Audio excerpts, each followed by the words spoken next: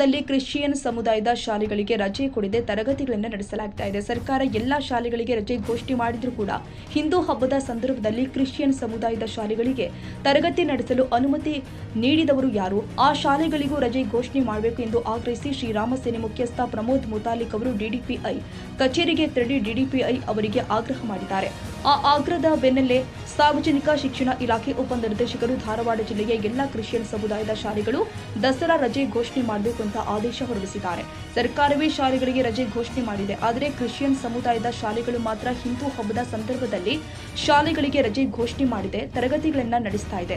ಆ ಶಾಲಾ ಆಡಳಿತ ಮಂಡಳಿ ಮೇಲೆ ಕ್ರಮ ಕೈಗೊಳ್ಳುವಂತೆ ಮುತಾಲಿಕ್ ಆಗ್ರಹ ಮಾಡಿದ್ದಾರೆ. ಈ ಸಂಬಂಧ ಬಿಇಒಗಳ ಸಭೆ ನಡೆಸಿದ ಡಿಡಿಪಿಐ ಇದೀಗ ಕ್ರಿಶ್ಚಿಯನ್ ಸಮುದಾಯದ ಶಾಲೆಗಳಿಗೂ ಕೂಡ ರಜೆ ಘೋಷಣೆ ಮಾಡಿದ್ದಾರೆ. ಕ್ರಿಸ್ಮಸ್ ರಜೆ ಅವಧಿಯನ್ನ ದಸರಾ ಅವಧಿಯಲ್ಲಿ ತೆಗೆದುಕೊಂಡು ಅದನ್ನು ಸರಿದೂಗಿಸಬೇಕು ಎಂಬ ಸರ್ಕಾರದ ಸುತ್ತೋಲೆಯೇ ಇದೆ. ಈಗ ಕ್ರಿಶ್ಚಿಯನ್ ಸಮುದಾಯದ ಶಾಲೆಗಳು ಪರೀಕ್ಷೆ ನಡೆಸ್ತಾ ಇದ್ದು ಅವುಗಳನ್ನು ಸ್ಥಗಿತಗೊಳಿಸುವಂತೆ ಸೂಚನೆ ಕೊಡಲಾಗಿದೆ ಎಂದು ಡಿಡಿಪಿಐ ಹೇಳಿದ್ದಾರೆ. ಒಟ್ಟಾರೆ ಶ್ರೀರಾಮ ಸೇನೆ ಆಗ್ರಹದಿಂದಾಗಿ ಕ್ರಿಶ್ಚಿಯನ್ ಸಮುದಾಯದ ಶಾಲೆಗಳಿಗೂ ಕೂಡ ಇದೀಗ ರಜೆ ಘೋಷಣೆ ಮಾಡಲಾಗಿದ್ದು ಪರೀಕ್ಷೆಗಳನ್ನು ನಾಳೆಯಿಂದಲೇ ಸ್ಥಗಿತಗೊಳಿಸಿ ಡಿಡಿಪಿಐ ಅವರು ಆದೇಶ ಮಾಡಿದ್ದಾರೆ. ಈ ಸದ್ಯ ಸ್ಕೂಲ್ಗಳಿಗೆ ಅದು ಸರ್ಕಾರ ಸುತ್ತೋಲೆ ಪ್ರಕಾರ ಕ್ರಿಶ್ಚಿಯನ್ ಕಮ್ಯುನಿಟಿಗೆ ಮುಂದೆ ಕ್ರಿಸ್ಮಸ್ ರಜೆಯನ್ನು ಇಲ್ಲಿ ಒಂದು ವಾರ ಇಲ್ಲಿ ದಸರಾ ರಜೆ ಅವಧಿಯೊಳಗೆ ಹಾಕ್ಕೊಂಡು ಅಲ್ಲಿ ಸರಿದೂಗಿಸ್ಬೇಕು ಅಂತೇಳಿ ಅನ್ನುವಂಥ ಸೂಚನೆ ಇರ್ತದೆ. ಅದಕ್ಕೀಗ ಮತ್ತಿಲ್ಲಿ ಎಲ್ಲ ಸಂಘಟನೆಯವರು ಬಂದು ಇದನ್ನು ಪ್ರತಿಭಟನೆ ಮಾಡ್ತಾಯಿದ್ದಾರೆ. ಸರ್ ಬಂದಿದ್ದರು. ಈಗ ಎಲ್ಲ ಶಾಲೆಗಳಿಗೆ ಸರ್ಕಾರ ಸುತ್ತೋಲೆ ಪ್ರಕಾರ ನಾವು ಕ್ರಮ ತಗೊಳ್ರಿ ಅಂತೇಳಿ ಸೂಚನೆ ಕೊಡ್ತೀವಿ. ಆದರೆ ಏನು ಪರೀಕ್ಷೆ ನಡೆಸಾಕತ್ತಾರ, ಪರೀಕ್ಷೆ ನಡೆಯುವಂಥದ್ದನ್ನು ಈಗ ನಾಳೆಯಿಂದ ಅದನ್ನು ನಾವು ಸ್ಥಗಿತ ಮಾಡ್ತೀವಿ. ಎಲ್ಲ ಶಾಲೆಗಳಿಗೆ ಸೂಚನೆಗಳಿಗೆ ಕೊಡ್ತೇವೆ. ಎಲ್ಲ ಶಾಲೆಗಳಿಗೆ ಕೊಡ್ತೇವೆ.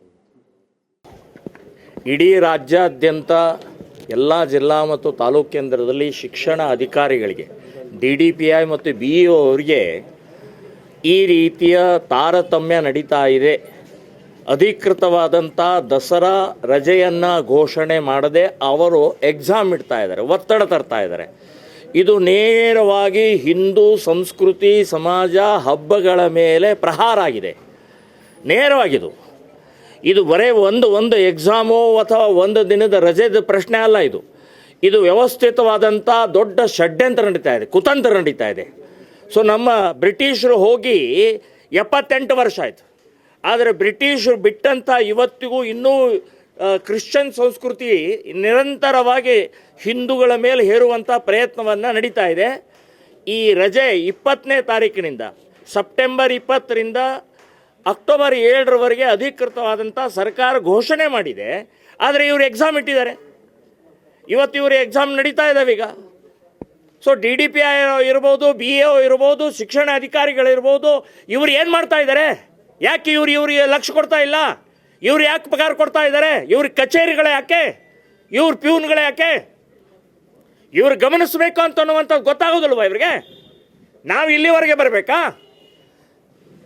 ನಮ್ಮ ಮಕ್ಕಳ ಭವಿಷ್ಯವನ್ನು, ನಮ್ಮ ಸಂಸ್ಕೃತಿಯನ್ನು ಮಕ್ಕಳು ಹಬ್ಬ ಮನೆಯಲ್ಲಿ ಆಚರಣೆ ಮಾಡಬೇಕೋ ಇಲ್ಲೋ? ಮುಂದಿನ ಪೀಳಿಗೆ ನಮ್ಮ ಹಬ್ಬಗಳ ಬಗ್ಗೆ ಮಾಹಿತಿ ಇರಬೇಕೋ ಇಲ್ಲೋ? ಸೊ ಇದೆಲ್ಲವನ್ನು ವ್ಯವಸ್ಥಿತವಾಗಿ ಮಮ್ಮಿ ಡ್ಯಾಡಿ ಅಂತ ಹೇಳಿ, ಕೇಕು ಕ್ಯಾಂಡಲು ಅಂತ ಹೇಳಿ ವ್ಯವಸ್ಥಿತವಾಗಿ ಹೂ ಮುಡ್ಕೊಳ್ಳೋಂಗಿಲ್ಲ, ಬಳೆ ಹಾಕ್ಕೊಳ್ಳೋಂಗಿಲ್ಲ, ಹಣೆ ಮೇಲೆ ಕುಂಕುಮ ಇಲ್ಲ. ಇದು ಎಲ್ಲವೂ ಬಹಳ ದೊಡ್ಡ ಷಡ್ಯಂತ್ರ ನಡೀತಾ ಇದೆ. ಸೊ ಇದೆಲ್ಲವನ್ನೂ ಗಮನಿಸಬೇಕಲ್ಲ. 99% ಕ್ರಿಶ್ಚಿಯನ್ ಸ್ಕೂಲ್ನಲ್ಲಿ ಓದ್ತಾ ಇರುವಂಥ ವಿದ್ಯಾರ್ಥಿನಿಯರು ಹಿಂದೂಗಳಿದ್ದಾರೆ, ಶಿಕ್ಷಕರು ಹಿಂದೂಗಳಿದ್ದಾರೆ, ಸಿಬ್ಬಂದಿ ಕೆಲಸ ಮಾಡುವಂಥ ಎಲ್ಲ ಸಿಬ್ಬಂದಿ ಹಿಂದೂಗಳಿದ್ದಾರೆ. 1% ಕೂಡ ಇಲ್ಲ ಕ್ರಿಶ್ಚಿಯನ್ ವಿದ್ಯಾರ್ಥಿಗಳು, ಸಿಬ್ಬಂದಿ ಮತ್ತು ಇವರು ಎಲ್ಲ ಕ್ರಿಸ್ಮಸ್ ರಜೆಯನ್ನು ಕೂಡ ಹೇರ್ತಾರೆ.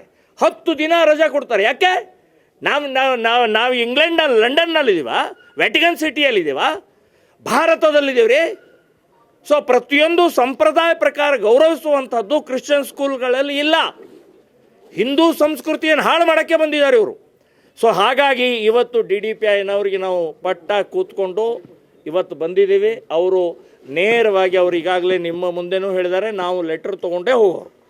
ಲೆಟರು ಎಲ್ಲ ಸ್ಕೂಲ್ಗಳಿಗೆ ಹೋಗಬೇಕು, ನಾಳೆಯಿಂದನೇ ರಜೆ ಘೋಷಣೆ ಆಗಬೇಕು ಮತ್ತು ಎಕ್ಸಾಮ್ ರದ್ದಾಗಬೇಕು.